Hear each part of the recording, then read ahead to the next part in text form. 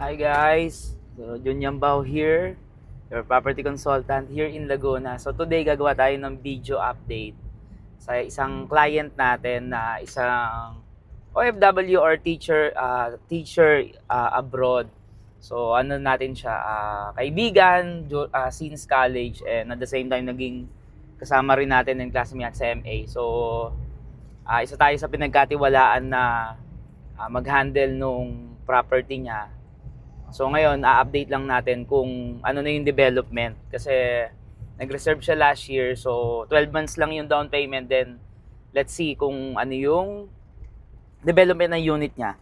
So then dito na tayo sa Rose Point subdivision. So tingnan natin yung unit niya. Pero roughly nag-start pa lang naman siya. Pero gusto lang din natin i-update si ating client.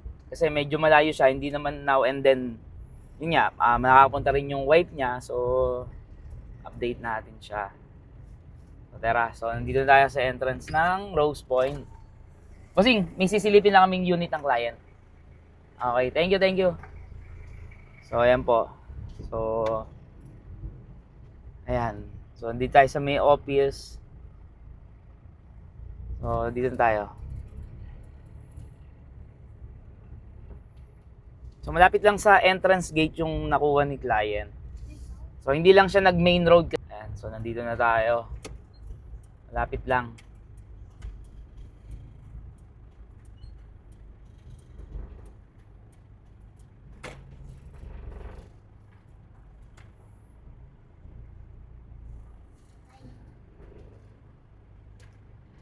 Okay.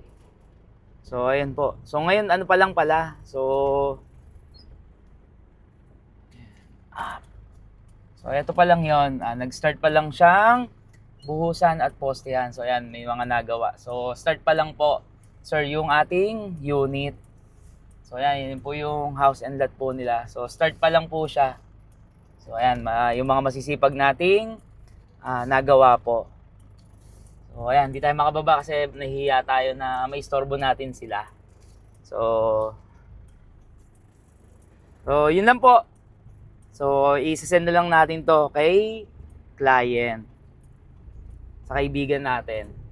So, again guys, if you're interested here, may ilang units pa tayong available. So, please message me. Again, this is Jun Yambao, your property consultant here in Laguna. Bye!